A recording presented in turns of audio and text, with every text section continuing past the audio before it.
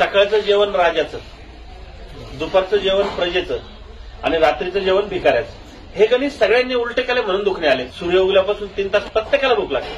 मग त्याला पर्याय शोधलाय सगळ्यांनी. चहा, बटर, बिस्किट, खारी, बेकरी प्रोडक्ट, कॉफी, त्याच्या पुढचं रात्रीचा शिळा भात गरम करून फोडणीचा भात. राजा कधी शिळपाक खातो का? हा नाश्ता बिष्टा ब्रिटिशांनी आणलाय. आपली परंपरा नाश्त्याची नाही. जैन मारवाडी किंवा गुजराती माणसं सूर्यास्तानंतर खातच नाहीत आणि डॉक्टरचं तोंडच पाहत नाही.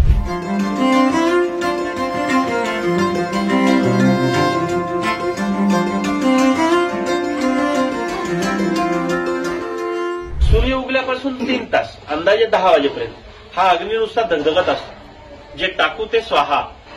बघा, आपल्या जुन्या लोकांची एक म्हण आहे, सकाळचं जेवण राजाचं, दुपारचं जेवण प्रजेचं आणि रात्रीचं जेवण भिकाऱ्याचं. हे गणित सगळ्यांनी उलटे केले म्हणून दुखणे आले. कुणालाच काय झालेलं नाही.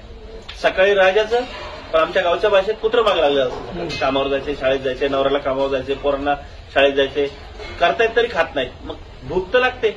सूर्य उगल्यापासून 3 तास प्रत्येकाला भूक लागते. मग त्याला पर्याय शोधलाय सगळ्यांनी. चहा, बटर, बिस्किट, खारी, बेकरी प्रोडक्ट, कॉफी, त्याच्या पुढचं रात्रीचा शिळा भात गरम करून फोडणीचा भात. तर ह्या सगळ्या मी म्हणतो बेकार गोष्टी आहेत. सकाळी राजा कधी शिळपाक खातो का? हे बिस्किट म्हणजे 6 महिन्याचं शिळ आहे. गव्हाच्या पिठाचं बिस्किट बनलंय. घरात चपाती बनवताना गव्हाचं पीठ किती दिवस शिल्लक ठेवत होता आपण? 12, 13, 15 दिवसाच्या वर गव्हाचं पीठ घरात शिल्लक ठेवत नाही आणि बिस्किट 6 महिन्याचं खातो. मग ते शिळच आहे. हा मुद्दा समजून घ्या. तर सकाळचं राजाचं पण ताजं. मी म्हणत नाही पंचपक्वान्न, पण एक प्रकारची भाजी, काही भाकर, पोटभर हा नाश्ता बिष्टा ब्रिटिशांनी आणलाय.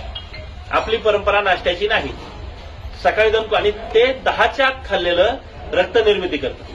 ब्लड फॉर्मेशनला जगात गोळी नाहीये. सकाळी 10च्या आत ताजं अन्न खा, तुमचं रक्त निर्मिती होणार. तर हा बदल करायचा. आणि 10च्या पुढं दुपारचं मध्यम आणि आता रात्रीच्या जेवणावर सगळा खेळ आहे. खरा नियम आहे सूर्य मावळल्यावर जास्तीत जास्त अर्धा तास. इथं सगळ्या शहरी लोकांची सगळ्यांची फसगत होते. तर रात्री 9, 10, 11, 12, 1ला पण जेवणारी मंडळी आहेत. तर काहींचं म्हणणं आहे, नाही, मला असे पण प्रश्न विचारतात, नाही माझा नवरा रात्री कामावरून 10ला घरी येतो, कसं काय तुम्ही सांगताय 7ला जेवायचं? त्याला माझं उत्तर आहे का, तुम्ही ज्या एरियात राहताय त्या एरियातलं चांगलं चालणारं हॉस्पिटलचा सर्व्हे घ्या. त्यातल्या 50 पेशंटचा सर्व्हे घ्या. त्या 50 मध्ये जैन मारवाडी किती आहेत मला सांगा.